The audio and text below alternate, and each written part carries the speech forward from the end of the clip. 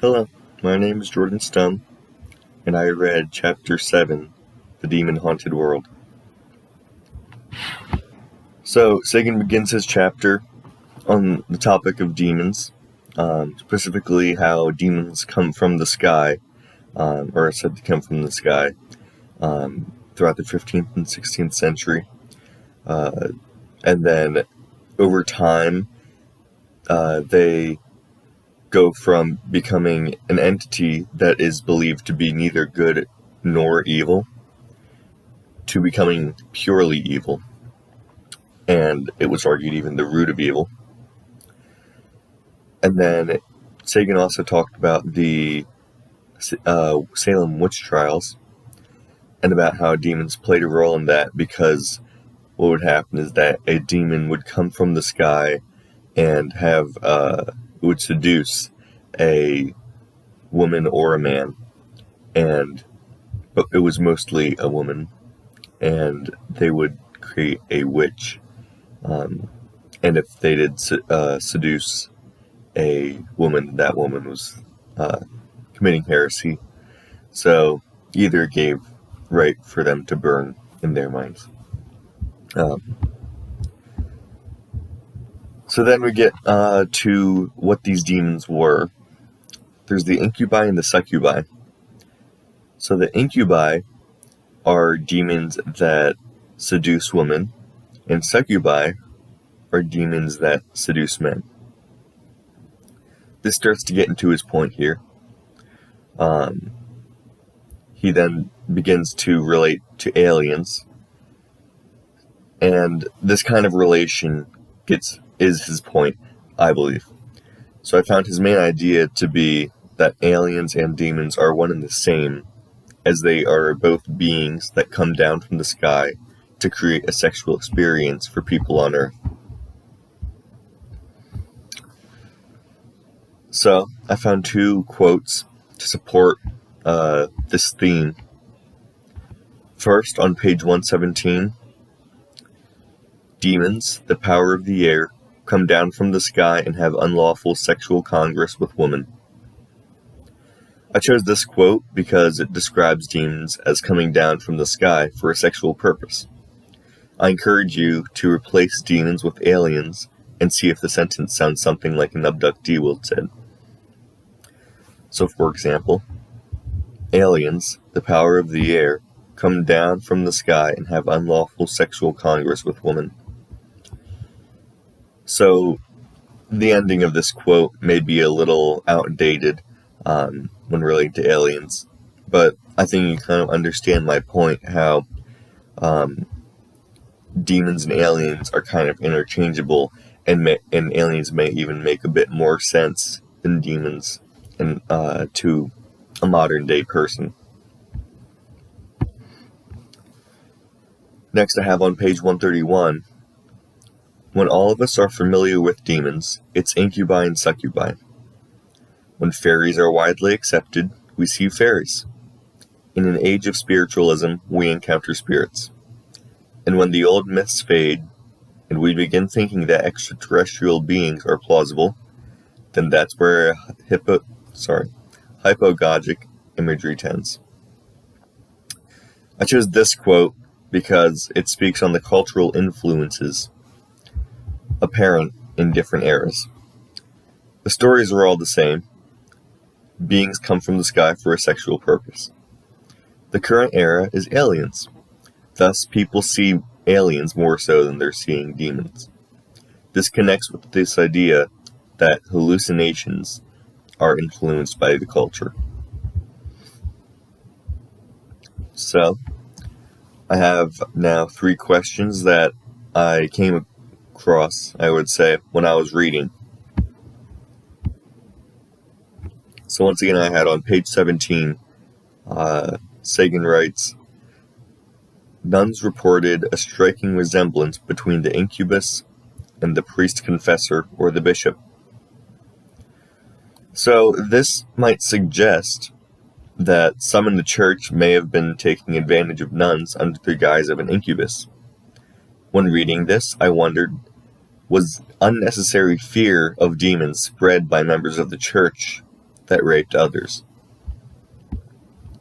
So, I believe that many of these instances of rape have been practiced by those who were preaching, at least members of the church. I think a priest might gain incentive to make demons more evil and scarier than they're described in even the Bible.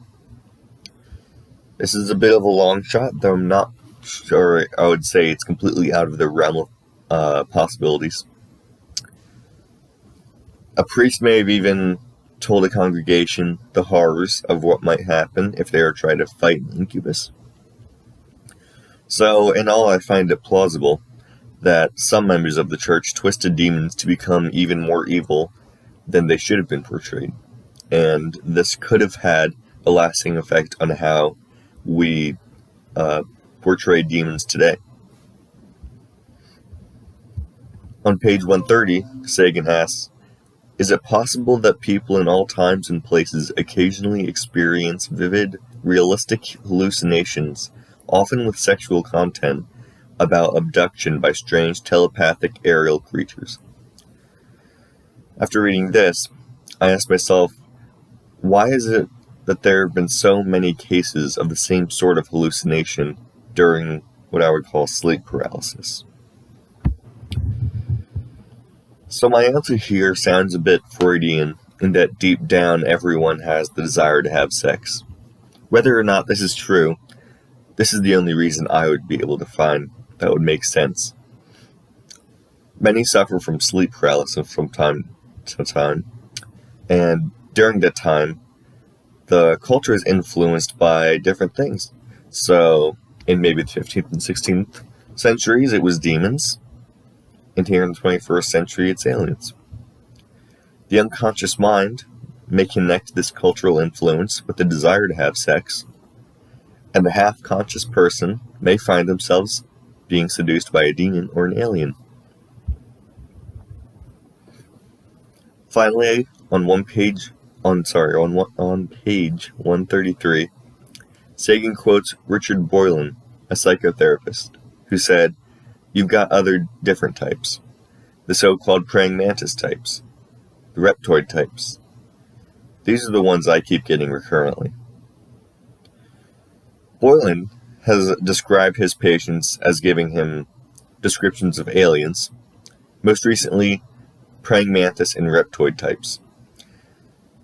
I understand that the paragraph in general is disproving aliens, talking about the variety, making it less likely that there's just one alien. However, I wonder, why does Boylan keep getting these two very distinct alien types? If you look up praying mantis type or reptoid type, you'll see that they are very different from the stereotypical alien. Which makes me wonder why he's getting them, because I don't think they could be influenced much in culture, because I don't see them in the culture. So, this is a bit difficult to answer, and with any of these questions, if you have a better answer or have a little rebuttal, then definitely let me know. But yeah, these are all kind of up for debate. These are just my opinions. But I found this question difficult to answer because, as I said, I do not find much of our culture spouting off about large reptile creatures, let alone these big praying mantises. So, I believe that these people must have been actively involved in the belief of aliens prior to their experience. So by actively involved, I don't mean just believing in them. I mean looking for them and searching the internet and watching videos on aliens, maybe going through a YouTube rabbit hole or two. I'm sure while going down that rabbit hole, they would find multiple types of aliens, some of which being praying mantis and reptoids. So that's my thoughts on that. But if you have another take on why he's getting patients that are having these recurring alien episodes, then definitely let me know. All right, and then I strongly agree that the ideas provided by Sagan aligned well with how people truly think and behave in the real world. I say this because most people in this chapter were historical figures. There's a lot of history in this chapter, speaking of what was already done. There was not much generalization to the public because of the nature of this chapter being more historical. Therefore, this chapter must be showing how people truly act, because it's how they already had acted. Finally, I, again, rated 6, strongly agree on Sagan providing complete, accurate, and logically clear support for the main theme within the reading. So Sagan cites numerous sources that clearly help corroborate his point. He talks about the incubi and the succubi, while citing 15th and 16th century figures, allowing them to tell us about what these demons do and why they do it. He then brings in his connection to aliens while drawing from points in earlier chapters. He keeps his story straight between his chapter on aliens and this chapter, as he did not add or skew any elements of it that were already not in his chapter. So, that is my presentation, and I hope you enjoyed. Definitely, if you can go back and listen to some of those questions, I'd really like to hear what you guys have to say on that. So thank you.